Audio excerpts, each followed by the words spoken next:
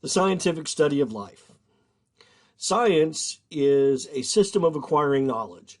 It is a way of observing and experimenting to describe and explain natural phenomena and events. The term also refers to just a large body of knowledge that has been acquired through the use of a system of experimentation known as the scientific method. Less formally, the word science describes any systematic field of study or the knowledge gained from it. The first thing to understand is the word hypothesis and theory. These are very important terms in science. Hypothesis is generally the best possible explanation. You may have heard it referred to as an educated guess, but guesses don't really apply that much in science. I think by the time we get a testable hypothesis, we've done enough research on it and background study that we have a pretty good idea that it is probably applicable in some way. The word theory, is very misused in English. It is confused and is often used interchangeably as a synonym for hypothesis. We have to distinct the word theory from scientific theory. Scientific theory is a hypothesis that has had enough experimental data to support it that it is generally accepted as fact by the majority of scientists within that field of study. Most people, this is what they think of when they hear the word theory, a supposition or system of ideas intended to explain something, especially one based on general principles independent of the thing to be explained. So a detective might say, well, I have a theory as to how the crime was committed. The problem with that is theory and scientific theory are two very different words.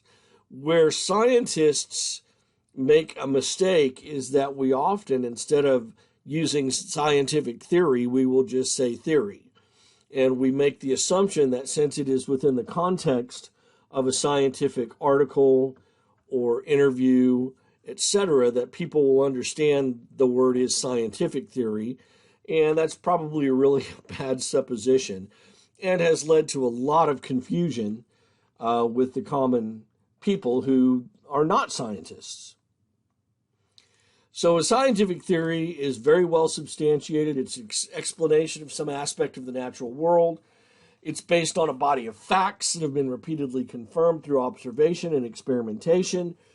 And such fact-supported theories are not guesses, but reliable accounts of the real world. The hypothesis is an assumption, an idea that is proposed for the sake of argument, so it can be tested.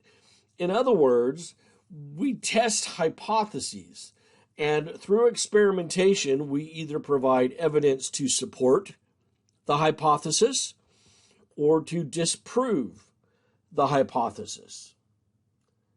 And that's a very important distinction. We will never prove anything 100%. This is another problem that people have with science, because when we answer a question, it will often provide another question.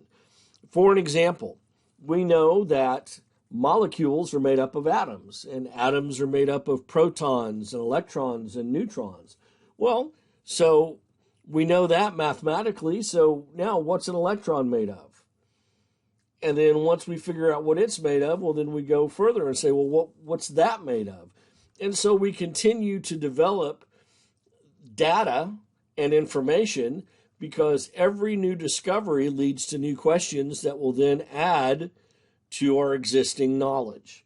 That's what we mean by saying it never proves anything 100%.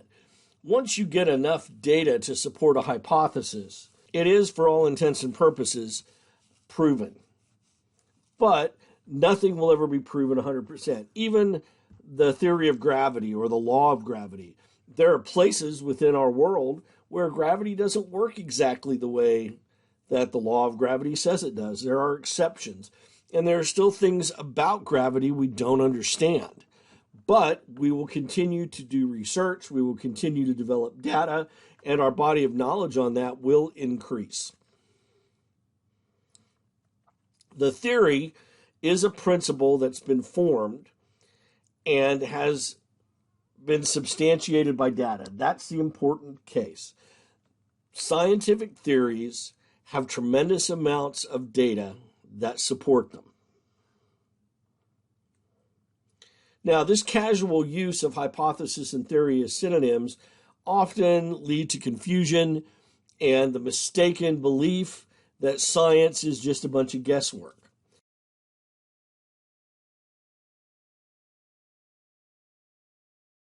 That's a matter of semantics. All right. If you decide to use the word theory interchangeable with scientific theory in order to undermine a scientific theory or scientific principle, that's just a semantic argument and really provides no data to disprove the theory. So, one of the ways you can learn to identify when somebody is doing that, if they are attacking a scientific theory, they will often not provide any kind of testable hypothesis as to the alternative to explain that phenomenon. So I don't like the scientific theory that explains how this phenomenon occurs. So I'm just going to try to poke a hole in it and say, well, if you can't explain that, I win by default. No, you have to actually come up with data and support it in order for it to really challenge science. Why do we have the different definitions? Well, Kenneth Miller, a cell biologist at Brown University, said a theory doesn't mean a hunch or a guess. It's a system of explanation that ties together a whole bunch of facts. Theories are never completely infallible. They form the basis of scientific reasoning because, as Miller said, to the best of our ability, we've tested them and they held up. Scientific theories will provide predictable models, things that will help us identify and figure out what's going to happen under certain circumstances. It's important to understand the difference in hypotheses between testable and non-testable. Testable hypotheses are scientific. Non-testable hypotheses are not. If we can't apply an experimental method to it, then it does not qualify as science.